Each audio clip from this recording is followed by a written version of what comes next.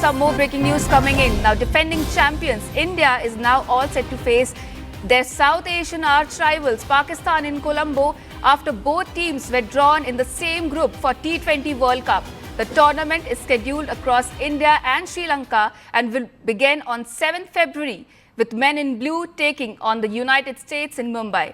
India and Pakistan are set to clash in high-voltage encounter in Sri Lanka on 15th of February, reigniting one of the cricket's fiercest rivalries.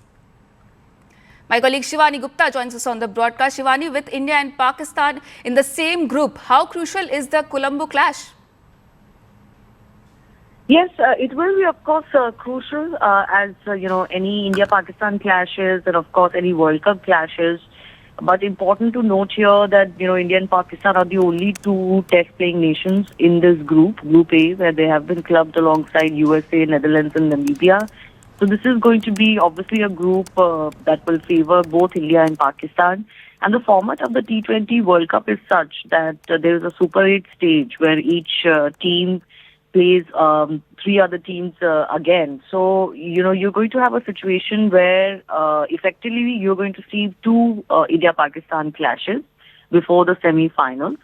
The format of the T20 World Cup, which is being jointly hosted by Sri Lanka and India, is once again a hybrid format because Pakistan, doesn't play or hasn't played in India in the past recently.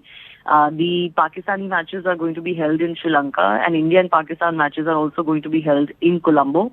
If they make it to later stages, then also those matches, including semi-finals and final, could be played in Colombo.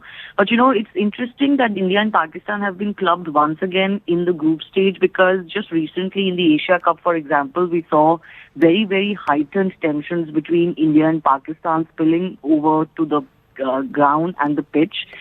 In many ways, that episode has still not been resolved because the ACC chief, Mohsin Naqvi, who's also the PCB chief, hasn't actually allowed India to take over the Asia Cup trophy.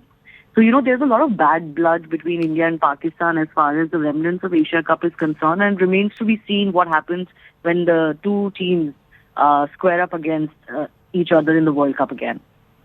Thank you so much, Shivani, for joining us on the broadcast and sharing the details as far as the India-Pak clash is concerned.